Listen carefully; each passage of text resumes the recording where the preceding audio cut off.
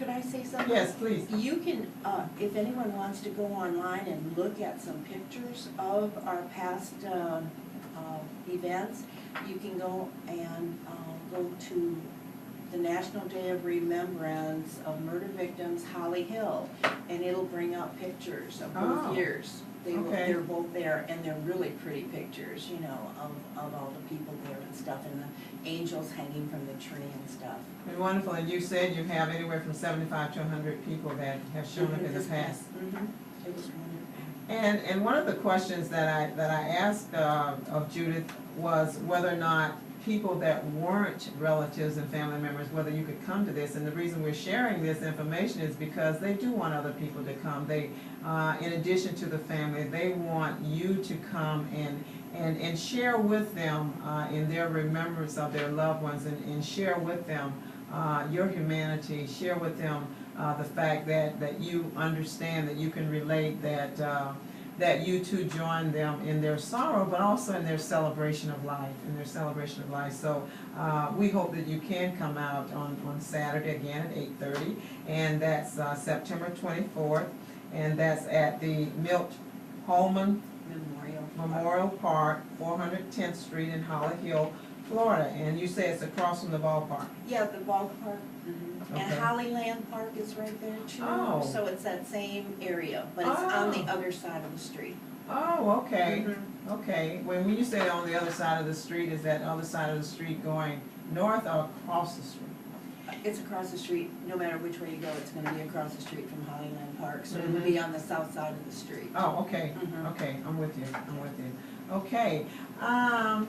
Share with us, Luanna, if you would, when you think of your loved one at this point in time, do you feel anger over for the persons who committed the crime, or do you feel forgiveness? Do you feel, or are you just so overcome with just the sense of loss that you don't even think in those terms? And you know, there may be some people say, oh, why she asked? Oh gosh, she shouldn't.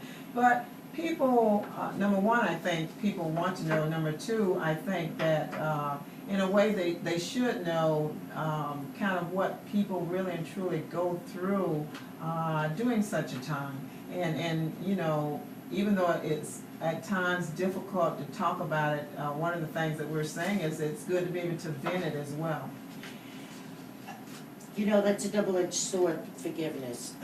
I know that for me to be at peace spiritually, I need to forgive, but I haven't gotten there yet.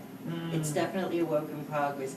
I know that as a Christian, it's something I'm required. It's something as a Christian that I'm required to do.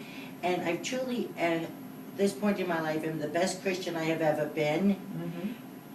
But until I forgive, and I don't know if I'll ever forgive, you know, I am almost stuck in a limbo. I know that right now I'm not forgiving. I know that I'm angry. I know I'm hurt. And I also know that that's not doing me any good. But that's just the reality of it. Of where you are now. Yes. Yeah. You know, and how many years has it been for you? it was 7 years in June. You know, so Now, is that for the one brother, and because you had a New York one and then you had one in here locally? my brother was in New York. My brother Frank was killed in '99.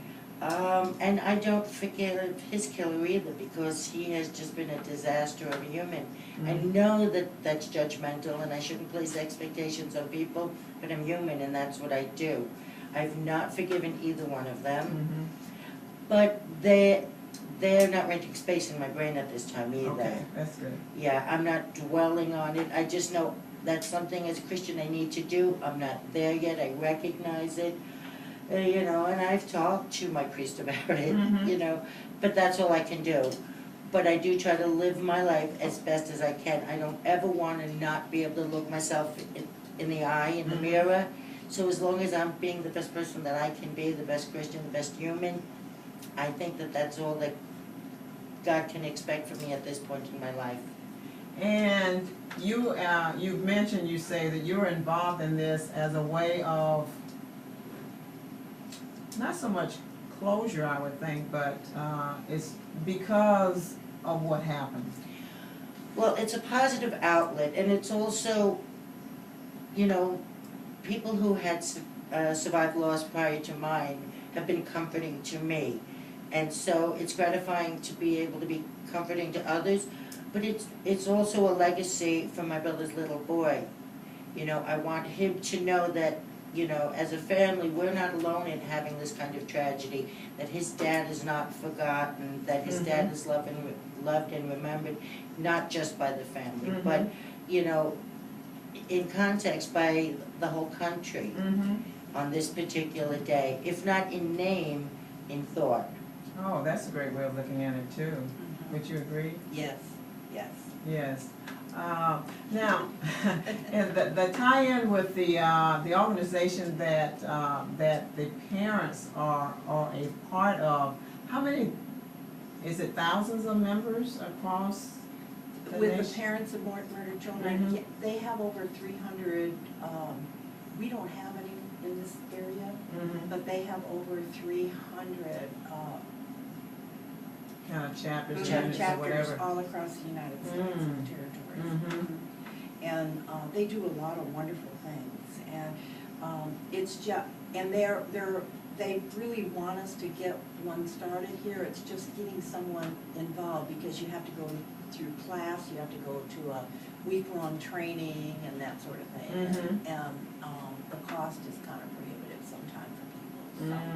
But we're working on it to get something going. And if anyone out there, you know, if you can relate, and if you've actually been directly impacted by someone who has been murdered, the victim of, you know, that kind of crime, and especially if it has been a child, you know, you might want to contact, if it's something, you know, where you want to give back, just as Luann has said, it's kind of a legacy for your loved one. It's kind of a way of remembering them in a positive vein, such that you're actually able to help others.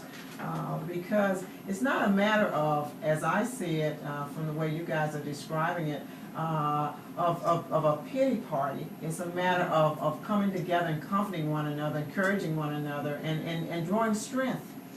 Yes, absolutely. This is not the time and place to dwell on our hurt.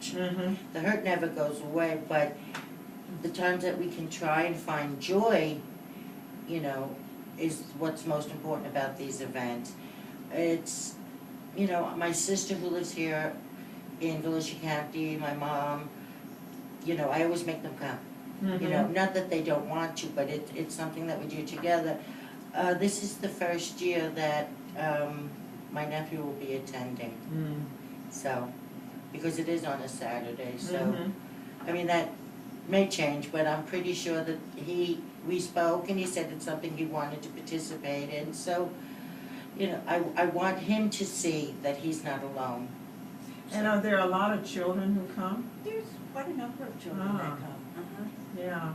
And you know, I think that in and of itself should be enough motivation for adults to come, because when you come, you're showing these children, as you've said about your nephew, that their parent is not forgotten, and that there are good people in the world who remember, you know, good people. There are people in the world who care, you know, and it really is setting a good, solid example for these young people, I think, to know that there is not only humanity in the world, but caring people in the world, and people who remember and remember in a positive vein.